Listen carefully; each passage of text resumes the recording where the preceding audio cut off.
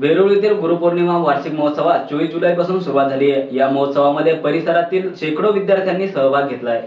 स्वामी मौनगिरीजी महाराज यांनी चालू केलेल्या परंपरेतील वार्षिक गुरुपौर्णिमा महोत्सव सोहळ्यास 24 जुलैपासून सुरुवात झाली आहे। या सोहळ्यामध्ये स्वामी शांतिगिरीजी महाराज यांच्या प्रमुख उपस्थितीत आणि मार्गदर्शनाखाली बालसंस्कार शिबिर चालू करण्यात आले। या शिबिरामध्ये वेरूळ, महालगाव, सवंदगाव, ढोणकी, उपखेड या सर्व गुरुकुलातील शेकडो विद्यार्थ्यांनी सहभाग घेतलाय।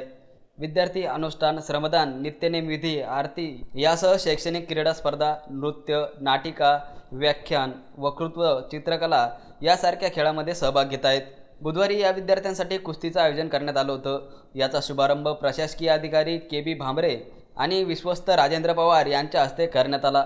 यावेळी शिवाभाऊ अंगुलवार, बाबासाहेब पगारे, गणपत मस्के, विष्णू महाराज यांच्यासह शिक्षक वृंदांची उपस्थिती होती। 31 जुलै रोजी होणाऱ्या गुरुपौर्णिमा सोहळ्यास लाखो भक्तांची उपस्थिती राहणार आहे। हे पाहता आयोजन समितीच्या वतीनं मोठ्या प्रमाणात तयारी करण्यात येत आहे।